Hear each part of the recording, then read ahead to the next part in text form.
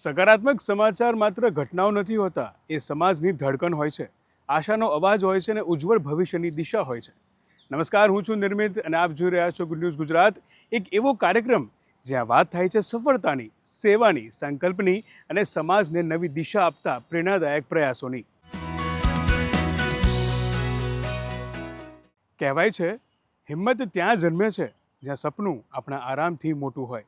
ગુજરાતનો એક યુવાન એવો છે જેણે શહેરની સરળ જિંદગી નહીં પણ જંગલની અજાણી ધડકન ખેંચી લઈ ગઈ. પ્રકૃતિને જાણવા અને પ્રાણીઓની દુનિયા સમજવાની ઉત્સુકતાએ તેને દેશના એક અંતિમ છેડે પહોંચાડી દીધો.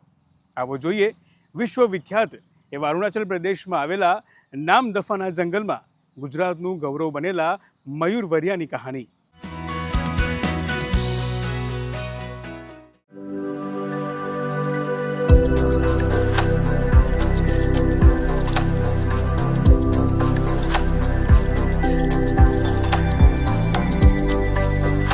જેને કુદરત બોલાવે તેને અંતર ક્યારેય લાંબુ લાગતું નથી. મૂળ ભાવનગરના અને સુરતમાં સ્થાયી થયેલા આ છે મયુર વરિયા, જે છેલ્લા 6 વર્ષથી અરુણાચલ પ્રદેશના નામદફાના ગાઢ જંગલોમાં ફિલ્ડ બાયોલોજિસ્ટ તરીકે કાર્ય કરે છે. નામદફા ટાઈગર રિઝર્વ એક વિશ્વવિખ્યાત અભયારણ્ય છે, પ્રોટેક્ટેડ એરિયા છે આપણા ભારત દેશમાં. અને આના વિશે મેં ફર્સ્ટ ટાઈમ ત્યારે સાંભળ્યું હતું જ્યારે અહીંયા ઘણા બધા બટરફ્લાઇઝના ફોટોગ્રાફ્સ અહીંયાના વાયરલ થતા હતા અને ઘણા લોકો અહીંયાના એક અમેઝિંગ ડાયવર્સિટી ઓફ બટરફ્લાઇઝને સોશિયલ મીડિયામાં શેર કરતા હતા. બટરફ્લાઇઝ ઉપર કામ કરવા માટે કાફી ઘણો ઇન્ટરેસ્ટેડ હતો. તો એ પતંગિયાને જોવાની ઈચ્છા અને એને એક્સપ્લોર કરવાની ઈચ્છા માટે મેં વિચાર્યું હતું કે એકવાર નામદફા જઈશ લેટર પાર્ટ ઓફ સ્ટેજ મારી લાઈફમાં પણ. તો એમાં એવું થયું કે હું અહીંયાના કોઈ એક લોકલ ભાઈ છે એમની સાથે કોન્ટેક્ટમાં આવ્યો એન્ડ મને ખબર મળી કે અહીંયા આવી રીતની ઓપોર્ચ્યુનિટી છે કામ કરવા માટેની. તો મેં એપ્લાય કર્યું, ઇન્ટરવ્યૂ આપ્યો અને હું અહીંયા મને એટલું જલ્દી આવવા મળી ગયું જેટલું એક્સપેક્ટ કર્યું હતું એના કરતાં જલ્દી. તો અહીંયા આવીને ફર્સ્ટ ટાઈમ જ્યારે હું અમારા ગાઈડ સાથે હું જંગલમાં ગયો તો એમણે મને કીધું તમે તો એટલું જલ્દી આંફી ગયા, તમે તો નહીં કરી શકો અહીંયા કામ, કારણ કે પહાડ ચડતા આ લોકોનું તો અહીંયાની આદત છે, એ લોકો તો એની સ્પીડથી કન્ટિન્યુ જતા હોય છે. એના પછી અહીંયા હું 4000 મીટર સુધીના જે અહીંયા પહાડ છે જ્યાં આજ સુધી કોઈ પણ રિસર્ચર નથી ગયા એ જગ્યા પર હું 2-3 વાર ગયો. એના પછી એવરી યર અમે 2 થી 3 ખેડાણો એક્સપિડિશન્સ કરતા હોઈએ છીએ. જંગલ શાંત હોય છે પણ તેની શાંતિમાં હજારો વાર્તાઓ છુપાયેલી હોય છે. આવી જ એક કહાની એટલે ક્લાઉડેડ લેપર્ડ, જેની ઉપર મયુરભાઈ સંશોધન કરી રહ્યા છે. અહીંયા જે ગુજરાતના જે એનિમલ્સ છે એનાથી ઘણા બધા વધારે એનિમલ્સ છે અને ડાયવર્સિટી ઘણી વધારે છે. તો એના પરથી એ કામ કરતાં મને ઇન્ટરેસ્ટ જાગ્યો કે મારે કામ કરવું છે મેમલ્સના ઉપર, કાર્નિવોર્સના ઉપર, કારણ કે જે ક્લાઉડેડ લેપર્ડ નામની એક જે બિલ્લી છે, જે ક્લાઉડેડ લેપર્ડ મતલબ આપણે જે વાદળ હોય તેના જેવા ધબ્બા હોય છે એના શરીર પર, અને એક બિલ્લીની પ્રજાતિ છે જે ઝાડ પર વધારે રહેતી હોય છે. તો એના ઉપર ઘણું ઓછું કામ થયું છે અને ઘણા ઓછું ઇન્ફોર્મેશન અવેલેબલ છે. જેટલું આપણને ટાઈગર વિશે ખબર છે કે આપણને રીંછ વિશે ખબર છે, એટલી જાણકારી, એટલી માહિતી આપણને ક્લાઉડેડ લેપર્ડ ઉપર નથી. તો પછી મેં ધીરે ધીરે એના ઉપર અભ્યાસ કરવાનું સ્ટાર્ટ કર્યું. 400 કે 500 સ્ક્વેર કિલોમીટર અમે એક્સપ્લોર કર્યું ઓન ફૂટ, કારણ કે અહીંયા કોઈ રોડ નથી. 15-20 દિવસ સુધી અમે ટ્રેકિંગ કરતા હોઈએ છીએ, એમાં જંગલમાં જ સૂઈને ત્યાં કેમેરા લગાવીને. તો આ કામ કરતાં મને 3 થી 4 વર્ષ લાગી ગયા. થોડું ઘણું અમે ડેટા કલેક્શન જે ઇન્ફોર્મેશન માહિતી મળી છે, તો હવે હું એને આગળ વધારીને હું પ્રયાસ કરી રહ્યો છું કે Sri Mayur Varia is our dedicated field biologist of Namdapha National Park and Tiger Reserve. He joined in the year 2020 and spent more than five years. He is involved in organizing annual festivals like Butterfly Festival, then community-based outreach programs, and also he has taken part in expeditions to Dafabam and other very remote places, which takes around 15 days of very intensive trekking in the very challenging terrains of Namdapha National Park and Tiger Reserve. આ કામ અહીંયા હું ઘરથી એટલો દૂર રહેવા માટેનું મારો મેઇન બીજો જે ફાળો અગર છે તો મારા પેરેન્ટ્સનો, કારણ કે એમણે મને બહાર નીકળવા દીધો, એક્સપ્લોર કરવા દીધું વર્લ્ડ, ડિસ્પાઇટ બિંગ કે એ લોકોને પણ મારી જરૂર છે ત્યાં એમની તબિયત સાચવણી માટે કે સામાજિક કામો માટે. પણ છેલ્લા 10 વર્ષથી હું ભણતર માટે બહાર છું, એમાંથી 6 વર્ષથી હું અહીંયા અરુણાચલમાં સ્થાયી છું, તો એ લોકોનો ઘણો સપોર્ટ છે. થોડોક ટાઈમ તો અમને મજા નહીં આવી, એટલો બધો દૂર. પછી ધીમે ધીમે સેટલમેન્ટ થઈ ગયો. અમે આ 5-6 વર્ષ ચાલે છે ત્યાં, અને જંગલનું બધું જ એને જ્ઞાન એકદમ છે બહુ. એને પહેલેથી જ એકદમ આ શોખ હતો. એને ભણવા માટે મને કે પપ્પા મને મારી રીતે ભણવા જો, જે મને મેં કે તારે જે ભણવું છું. મેં એમાં કોઈ દિવસ એને ઓલું નથી કર્યું તારે આ બનવું આ બનવું, નહીંતર એ આરામથી ડૉક્ટર બની શકે એમ હતો, ફિઝિયોથેરાપિસ્ટ. પણ એ કે પપ્પા એ રહેવા દો, મને આ કરવા દો. એને શોખ હતો એ માટે ગયો હતો, ને અત્યારે હવે કામમાં વધારે એને રસ પડી ગયો છે અને ખૂબ સાહસિક છે, નીડર છે, ને એ પોતાના ઉપરથી જ ગયો છે. અમારો ફાળો તો છે પણ મેઇન તો એનો જ છે, કોન્ફિડન્સ ને ગયો છે, સંઘર્ષ એનો વધારે છે અમારા કરતાં. ક્યારેક એવો ક્વેશ્ચન થતો હોય આપણે પણ એકલા કે શું કરવા મારો જન્મ આ જગ્યા પર થયો હશે, આ ધરતી પર થયો હશે, શું કરવા અહીંયા આવ્યો હશે. તો એક જ વસ્તુ છે કે મારી વિચારધારણા એવી છે કે નહીં, કંઈક કોન્ટ્રીબ્યુટ કરીએ તો કે કંઈ જે જગ્યામાં આપણે કંઈ થોડું ઘણું આપણી મહેનતથી જો એમાં કંઈ બદલાવ લાવી શકતા હોઈએ જે સારો હોય ફ્યુચર માટે, નેક્સ્ટ જનરેશન માટે, તો બસ એના જ પ્રયાસથી હું આગળ વધી રહ્યો છું. સફળતા ફક્ત ઓફિસ, બિઝનેસ કે શહેરોમાં જ નહીં, પરંતુ ક્યારેક ગાઢ જંગલોમાં, કાદવ ભરેલા પગલે અને સાચા સંકલ્પમાં પણ લખાય છે. ગુડ ન્યૂઝ ગુજરાત માટે ઉત્સવ પરમાર સાથે ખ્યાતિ બાજપાઈ જૈનનો રિપોર્ટ. દક્ષિણ ગુજરાતના જંગલો અને પર્વતો વચ્ચે એક એવી સંસ્કૃતિ ધબકે છે જ્યાં ઋતુ બદલાય તેમ સંગીતના સૂર બદલાય છે. ચોમાસું આવે ત્યારે વરસાદને આવકારતી ધૂનો ગુંજે છે, શિયાળો આવે ત્યારે મેળાઓ અને ઉજવણીઓના તાલ વાગે છે, અને ઉનાળો પોતાની આગવી લોકલય લઈને આવે છે. અહીં વાદ્યો માત્ર અવાજ નથી, પરંતુ પૂર્વજોની યાદ, પ્રકૃતિની સાથેનો સંબંધ અને આદિવાસી ઓળખનું જીવંત પ્રતીક છે.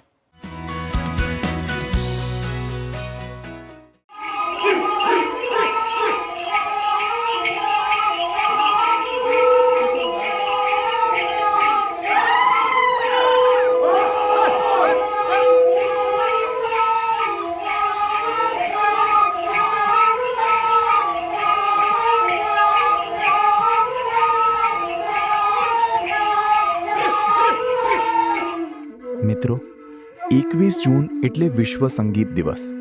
સંગીત એટલે માત્ર સૂર અને તાલ નહીં, પરંતુ એક સમાજની સ્મૃતિ, સંસ્કૃતિ અને પ્રકૃતિ સાથેનો જીવંત સંવાદ. છોટાઉદેપુરના આદિવાસી સમાજમાં સંગીત ઋતુઓ સાથે શ્વાસ લે છે. અહીં દરેક ઋતુ પોતાની આગવી ધૂન લઈને આવે છે, દરેક તહેવાર પોતાનો અલગ સૂર ગાય છે, અને દરેક વાદ્ય પ્રકૃતિ પ્રત્યેની કૃતજ્ઞતાની અનોખી અભિવ્યક્તિ બની જાય છે. વર્ષના બદલાતા ઋતુચક્ર સાથે બદલાતા આ વાદ્યો આજે પણ સદીઓ જૂની પરંપરાને જીવંત રાખી રહ્યા છે.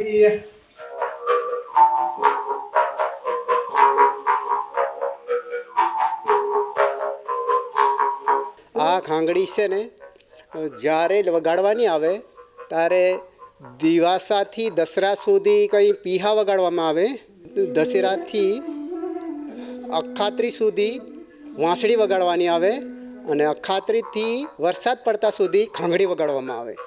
એ રીતના અમે બાપ દાદાએ અમે નવરાશના સમયે જ્યારે ગોવાળ જતા હતા, નવરાશ હોય તે મનોરંજન જે ના ફાવતું હોય તે મનોરંજન પોતાના મંતવ્યથી ગીત ગાવીને મનોરંજન મેળવતા હતા. અમે આ ખાંગડી એવી રીતના શીખવી, આ લુપ્તથી અથવા મંગીરી છે ખાંગડી, પણ અમે અમારા ગામમાં છે ને થોડાકને શીખવી રહ્યા અને વગાડે છે ખાંગડી. અને આ ખાંગડી લઈને અમે કૂદીએ છીએ, રમીએ છીએ, અને સામેથી બહેનો પણ ગીતો ગાવે છે અને ભાઈઓ પણ આ ખાંગડી લઈને વગાડીને ગીતો ગાવે, સામે જોડા રમીએ છીએ. ચરમર આબેલી વર્ષ ભીગે ફાઈના ધોતિયા રે લોલ ભીગે તે ખડી ભીગવા દીજો નવા લઈ ઓડશું રે લોલ.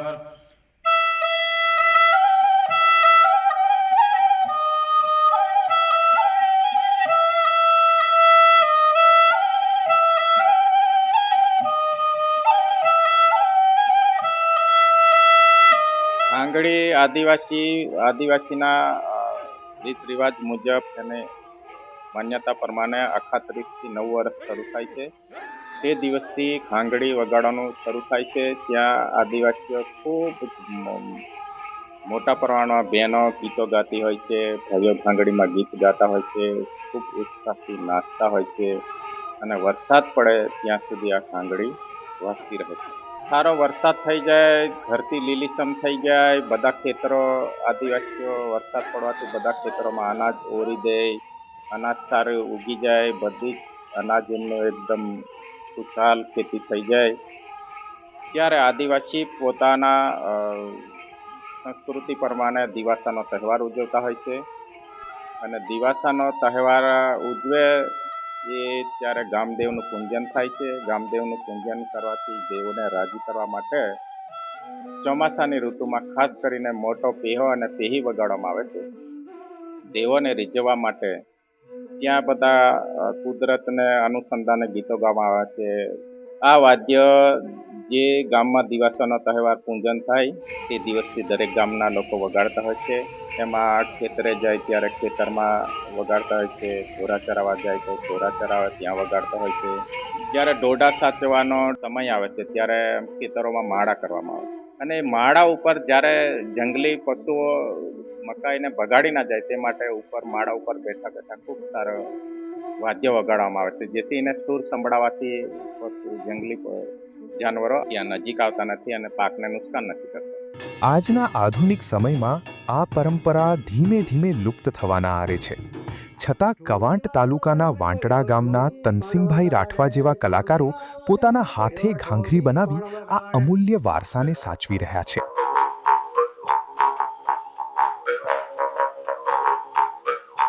વાંસમાંથી કાપીને કટકો કરીને શીરીને એને છે ને ખીસી પાડવાની આવે વારોદ. ખીસી પાડીને અંદરથી નેહે કાઢીને ખાંગળીની નેહે કાઢવાનું, એટલે પાનપત્રી સપોથી ને કોતરીને કાઢવાની, કોતર કામ કરીને. અને જ્યારે લાલો કાઢવાનો આવે ત્યારે એમ કાઢે જાય ને તો ભાગી જાય લાલો, અને એને આ બાજુ એમ કાઢવાનો આવે લાલો તો નીકળે, તો પેલી બાજુ એમ હાપકે ને તો એ બાજુ ભાગી જાય. એ રીતના ખાંગડી બનાવવામાં આવે. આદિવાસી સમાજના જે વાજિંત્ર છે એના સાથે આદિવાસી સમાજ જે હોય છે એનું પુરાતન તાલમેલ અને આ સબ મળતું હોય છે અને એમના આનંદ ઉત્સાહથી એ વાજિંત્રો સાથે નાચગાન કરતા હોય છે. વિશ્વ સંગીત દિવસના અવસરે આધુનિક સંગીત સાથે આ પ્રકૃતિ પ્રેમી સંગીત પરંપરાઓને પણ સાચવવાની અને નવી પેઢી સુધી પહોંચાડવાની જવાબદારી આપણા સૌની છે. કારણ કે આ સૂર માત્ર સંગીત નથી, આ તો ગુજરાતના આદિવાસી જીવનનો ધબકાર છે. ગુડ ન્યૂઝ ગુજરાત માટે છોટાઉદેપુરથી રાજેશ રાઠવા સાથે ટીમનો રિપોર્ટ.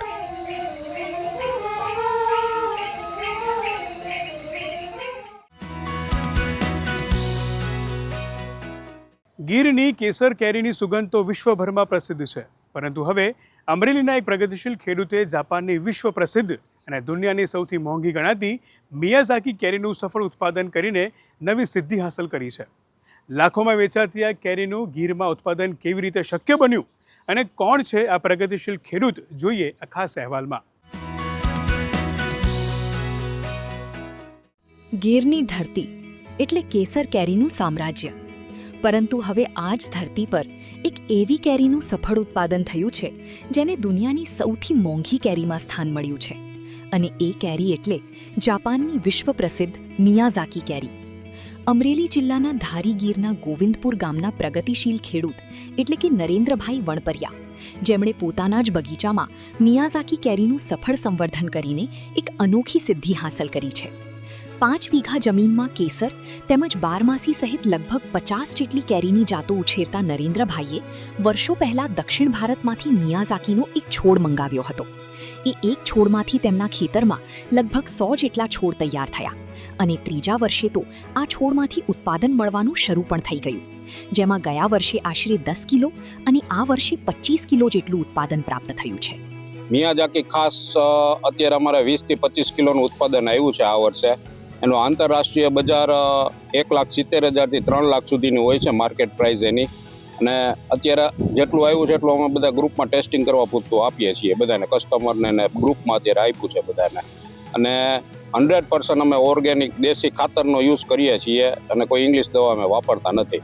સાઉથમાંથી લઈ આવ્યા હતા. સાઉથમાંથી ત્યારે 7,000 રૂપિયાનો એક પ્લાન્ટ લઈ આવ્યા હતા ત્યારે, જે તે સમયે અમે લઈ આવ્યા હતા ત્યારે. અત્યારે મારી પાસે 70 થી 100 ની વચ્ચે પ્લાન્ટ છે. દુનિયાની જે મોંઘામાં મોંઘી કહેવાય છે જે મિયાઝાકી, એ પણ હું લાવ્યો છું. એમાં કુદરતી વાતાવરણમાં અમે ઉગાડેલી છે અને એની ઉપર પ્લાસ્ટિકની બેગ ચડાવીને બેગના વાતાવરણમાં ઉગાડેલી છે. એટલે અમારો સંદેશ લોકો સુધી એવો છે કે ઘરે ઘરે આવું એક ઝાડ ઉગાડે અને પોતપોતાને ત્યાં આવી ખેતી કરે ને પોતે જ ઘરે ઉગાડીને ખેતી ખાય એવો પ્રકલ્પ ગાય આધારિત પ્રાકૃતિક ખેતીમાં થઈ રહી તો લોકો સુધી આનો એક સારો સંદેશ પહોંચે. પોરબંદરમાં અમારા ખાસ કરીને વિદેશી બરડા પંથકમાં વિદેશી ઘણા બધા ગ્રાહકો છે અને અમારી વિદેશી ઘણી બધી વેરાયટીઓ એ લોકો મગાવતા હોય છે. એટલે 2-4 મિત્રો એનું કહેવાનું થયું કે તમે પહેલાં પોરબંદરની માર્કેટમાં જાઓ. એટલે અમે આ વખતે પહેલો જ પોરબંદર માર્કેટ યાર્ડમાં વેચવા માટેનો પ્રયાસ કર્યો છે. મિયાઝાકી કેરીને વિશ્વભરમાં એગ્સ ઓફ ધ સન તરીકે ઓળખવામાં આવે છે. તેનો ગાઢ લાલ રંગ, આકર્ષક દેખાવ અને દુર્લભતા તેને વિશેષ બનાવે છે.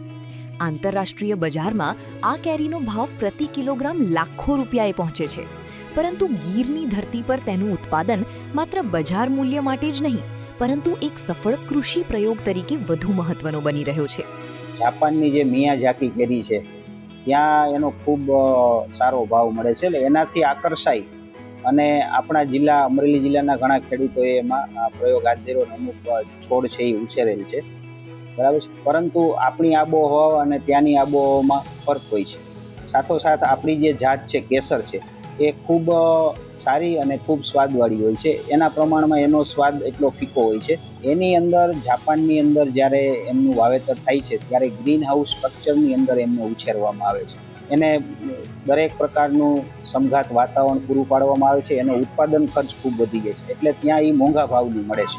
જ્યારે આપણે અહીંયા આબોહવા અનુકૂળ હોવાથી કેસર સામાન્ય રીતે ખુલ્લા વાતાવરણમાં પણ અને અન્ય કેરીઓ પણ સામાન્ય રીતે ખુલ્લા વાતાવરણમાં આપણે કરી શકતા હોય છે.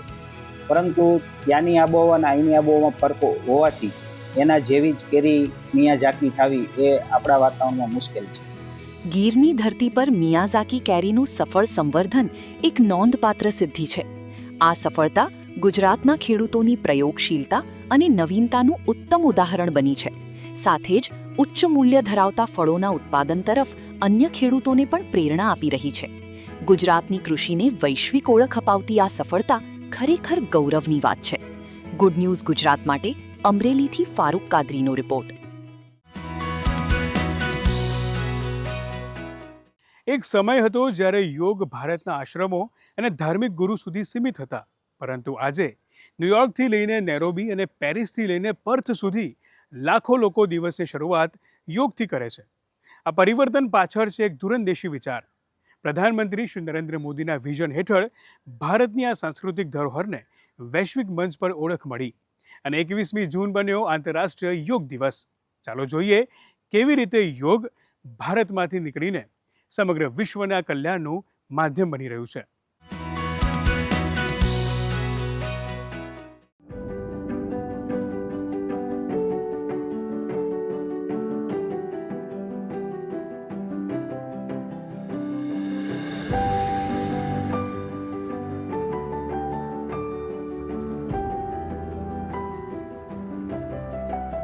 યોગ એટલે કે શરીર, મન અને આત્માને જોડતી પ્રાચીન ભારતીય વિદ્યા આજે વિશ્વના કરોડો લોકોના જીવનનો હિસ્સો બની ચૂકી છે.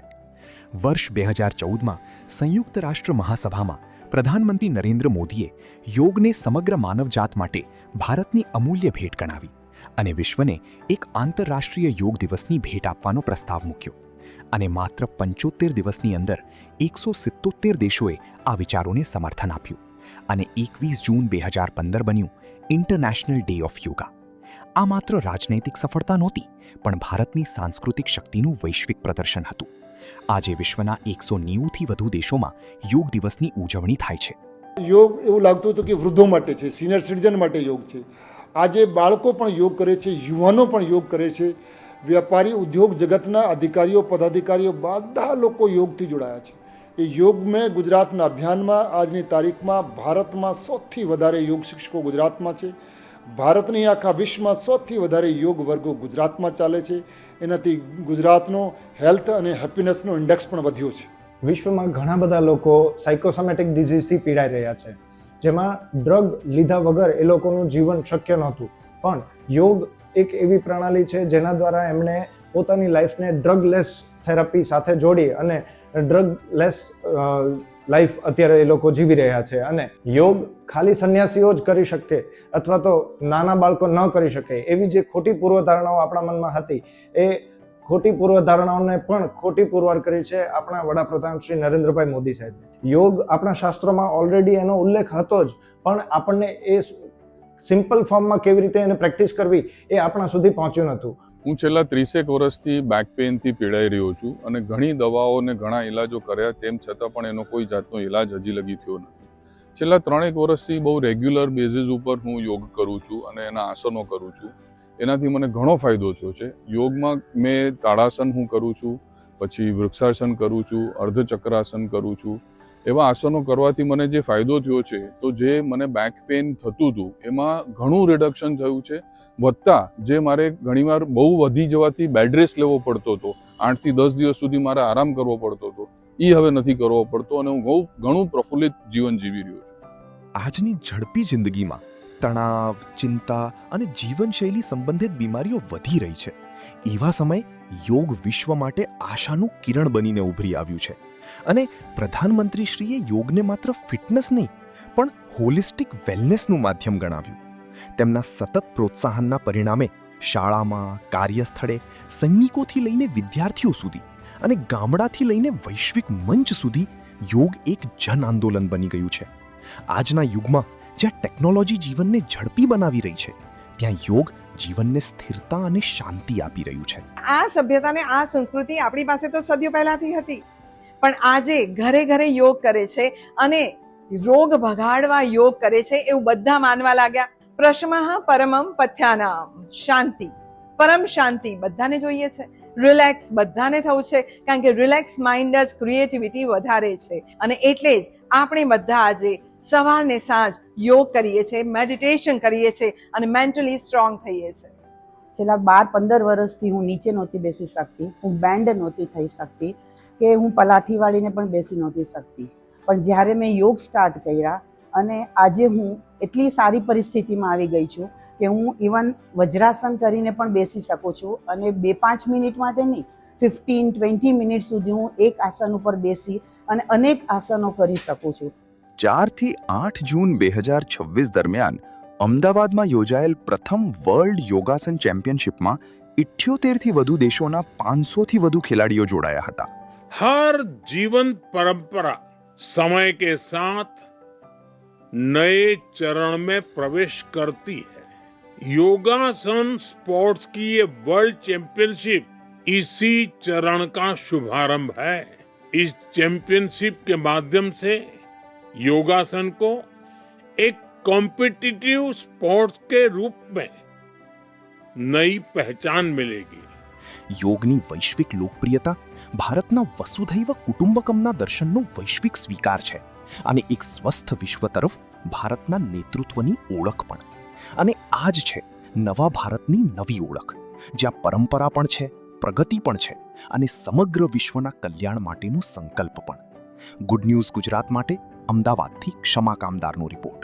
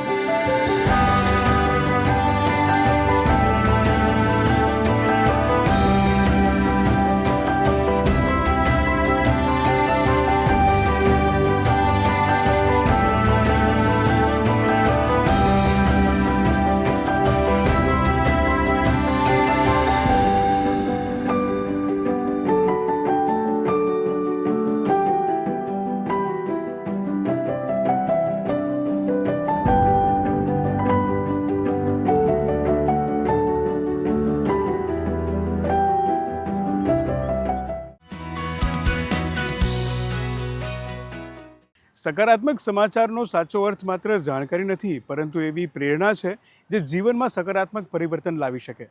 આજના કાર્યક્રમમાં બસ આટલું જ. ફરી મળીશું આવી જ નવી પ્રેરણા, નવા ઉત્સાહ અને નવા સકારાત્મક સમાચારો સાથે. ત્યાં સુધી રજા આપશો. નમસ્કાર.